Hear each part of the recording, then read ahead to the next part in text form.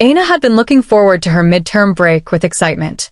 It was finally time to visit her best friend, Matter, who had been unwell and taken home early from their boarding school. But when Aina arrived at Matter's upscale duplex, the warm reunion she imagined was replaced by a chilling scene. Matter was sobbing uncontrollably on the couch while her mother stood across from her, hurling insults.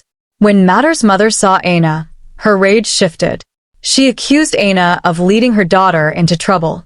Aina, Matter's mother snapped, her eyes narrowing as soon as she saw her. I thought you were a good friend to my daughter. You led my daughter into this mess. Now she's pregnant, and you stand here acting innocent. Aina's heart stopped. Pregnant? She turned to look at Matter, but her friend wouldn't meet her eyes. Ma, I had no idea. I didn't. Of course, you didn't know. Matter's mother interrupted, her voice rising. None of you useless girls ever know anything. You dragged her to those boys. Those useless Corpers. Is it youth Corpers you call them? Those animals. Aina shook her head frantically. Ma, I swear, I didn't lead her to anyone. I didn't. Get out of my house. Matter's mother screamed, her face flushed with fury. If her father were here, you wouldn't be so lucky. Let this be the last time I ever see you near my daughter. Turning to her daughter, she yelled, I am withdrawing you from that school for good. Devastated and confused, Aina returned home in tears, haunted by the events of the past semester. Later that evening, back at home, Aina sat on her bed, her mind racing. Her phone buzzed, breaking the stillness. It was Matter. With shaky hands, Aina answered. Aina. Matter's voice was weak, filled with a haunting sadness. What's going on, Matter? Aina whispered. Is it true? Are you? He forced me. Matter cut in, her voice breaking. Ibuka. He said if I told anyone, I'd be expelled. I didn't know what to do. When I started noticing changes, I went back to them, but they denied everything. All of them. Aina's heart raced. Matter. Why didn't you tell me? I could have helped. I couldn't. Matter's voice trailed off, and Aina heard the sound of heavy footsteps in the background. I have to go. The call ended abruptly, leaving Aina with only her thoughts and the heavy weight of what had just been revealed. She couldn't shake the feeling that something more sinister was happening. Memories rushed back. It all started innocently enough. Their school had welcomed 3 young male Corpers to teach, a rare occurrence in their all-girls boarding school. She recalled how Matter and herself had gotten a glimpse of the 3 male Corpers as they resumed at their school, each carrying a small hand luggage and walking briskly to the accommodation offered them by the school. Their presence was a sight to behold because theirs was an all-girl boarding school. The Corpers were lively, approachable, and introduced an after-hours study group called Learn As You Can or Lacan, which quickly gained popularity. The sessions were to hold at the behind-the-school building, just outside the Corpers Lodge. Matter and Aina had both joined, seeking help with math and physics. But soon, things took a darker turn. The Corpers began making advances toward the girls, promising them good grades and leaking test questions. Aina resisted, but Matter was less cautious and became close with Ibuka, one of the Corpers. One day, Matter returned from a private physics session, visibly shaken. She claimed she had stomach pains, but refused to reveal what had truly happened. Now, with the shocking revelation of Matter's pregnancy, it all made sense. As Aina tried to process this, her thoughts drifted to a peculiar detail, the waist beads she wore. They had been given to her by her grandfather, a powerful witch doctor, for protection. The beads had a mysterious origin, tied to a family feud involving spirits, deaths, and curses. These beads had always shielded her from harm, and she now wondered if they had played a role in the strange events that followed. Returning to school after the break, Aina felt the absence of Matter, who had been withdrawn by her mother. Her best friend from the very first day in that school, they had walked to class together. They had laughed and studied together, but now she was on her own. Tears trickled down her eyes. The Corpers, however, seemed unfazed by the trouble they had caused. Classes resumed, and the familiar face of Akpan, the math Corper, stood at the front of the classroom. But something had changed.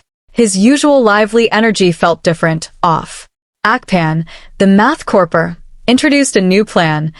All homework for the just-concluded midterm break would be handled outside regular class hours, to be reviewed only during Laken sessions. The students were divided into groups, however Aina was left out of the groups.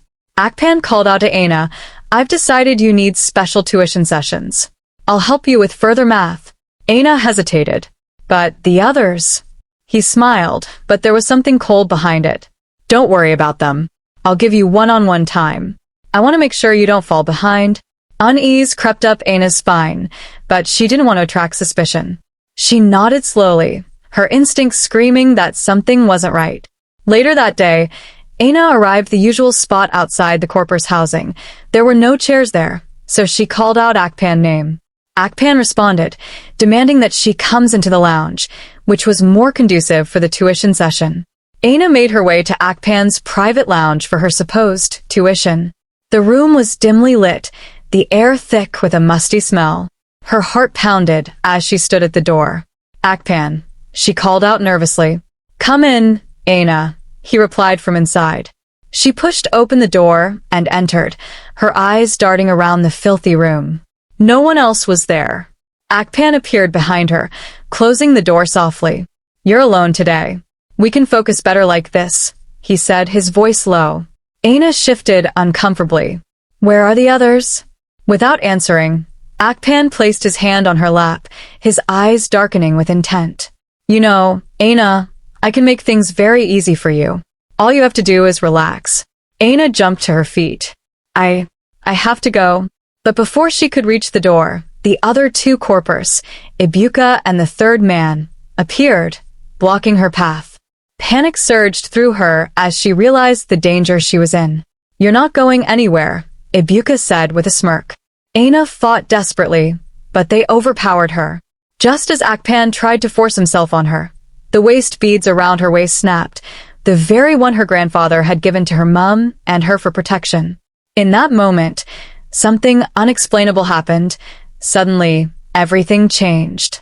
The three Corpers froze in place, their faces contorted in shock.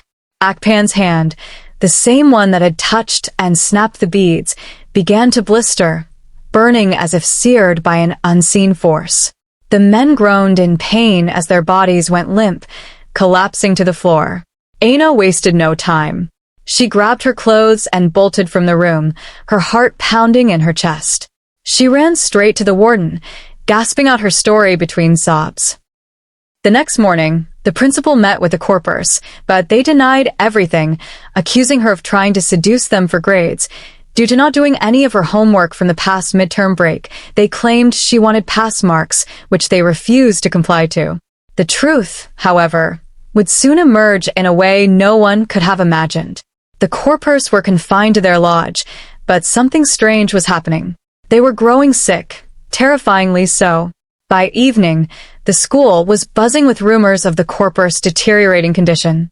When Aina was called to their lodge by the principal, she felt a chill run down her spine. As she stepped inside, she saw the three men kneeling, their faces pale and their bodies grotesquely swollen. Aina gasped. Each of them appeared to be pregnant. The principal, along with police officers, turned to Aina. "Is there anything you can do to help them?" he asked, desperation in his voice. Aina's gaze was cold as she remembered their denials. "They said nothing happened, so there's nothing I can do. I have no business being here," she replied, her voice steady. She stepped closer to the Corpers, who were now sobbing in agony. "Damola," she said softly, to the third Corper, "expect to birth a rabbit. Ibuka, you'll have a goat. And you," she glanced at Akpan with a slight smile, "expect a raging buffalo." With that, Aina walked out of the lodge, leaving the three men to their fates and leaving behind a mystery that would never be fully explained, except by those who believed in the power of ancient curses and the protection of the mysterious waist beads.